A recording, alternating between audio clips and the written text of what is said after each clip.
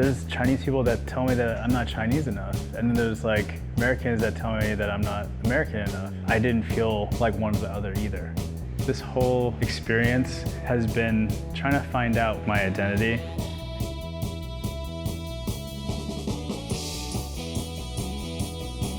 You know, this restaurant wants to keep celebrating the success of the Chinese community that had to endure a lot. And the food was a little bridge from the Chinese culture and the community here to the rest of San Francisco or the rest of America, really. This whole year and a half or 2 years has been about trying to figure out our direction. And I think we're getting closer to trying to find that out. I remember going to Chinese restaurants as a kid and eating sizzling rice soup and having sweet and sour pork, and they were delicious, you know? And I think that is a lot of the same experience that a lot of Americans have of Chinese cuisine. This building my uncle got married in when it was 4 Cs, we would come to Chinatown for celebrations and for big occasions. You know, when I first came back here to look at the space and consider having Mister Jiu be here, a lot of those memories of how it used to be started to come back, and I remembered how exciting it was.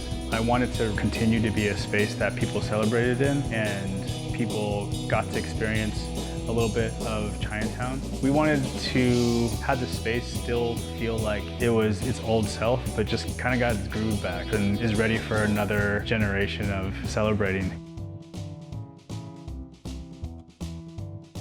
It's really hard for me to even nail down what our food's gonna be like now versus later, because I hope it just gets better. Our flavors are gonna keep developing and keep changing, and it's like a moving target.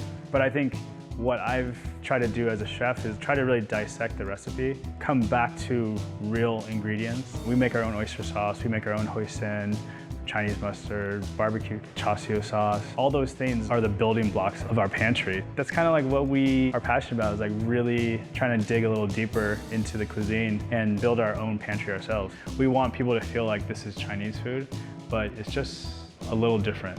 The Bay Area ethos of farm to table, really understanding that every season, every year is very different from one to the next. I mean, it's really being a nerd for Mother Nature, you know? That's the part that's really rewarding for me, is to be able to have a deeper knowledge of really great ingredients. And then also know that that's what we're feeding people to. When I go to the farmer's market, that's where I get the most inspiration. Cantonese cuisine and California cuisine are very succinct in that way. You really just try to express the beauty of that ingredient.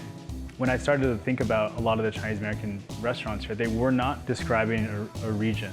And our mission is to be able to understand Chinese cooking traditions and also the way we eat in the Bay Area and how those two come together. The development of Chinese American food was in part because they wanted to break down that racism a little bit by having people appreciate the food and think the food is delicious and come here and learn a little bit about the culture and the people and feel a little more comfortable.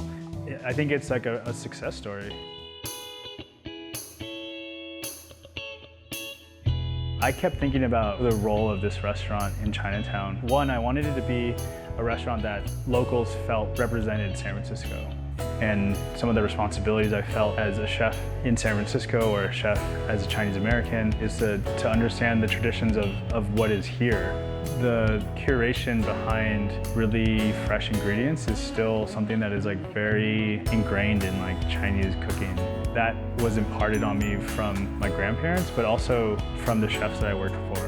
I mean, my idea of regional Chinese American food would be something that is some traditions of that region mixed with the products of that region. Just taking those flavor components of what has been historically put together and then seeing what is available and what is special to your region. There's this other layer of American cuisine that is developing. That's how I get inspired most of the time, is try to think of how the mentality of a Chinese chef would approach those ingredients. That's why I think it's super exciting to think about cross-cultural exchanges, and the future is more about these cross-cultural exchanges that are easier to access. That's the exciting part of where food's gonna keep growing.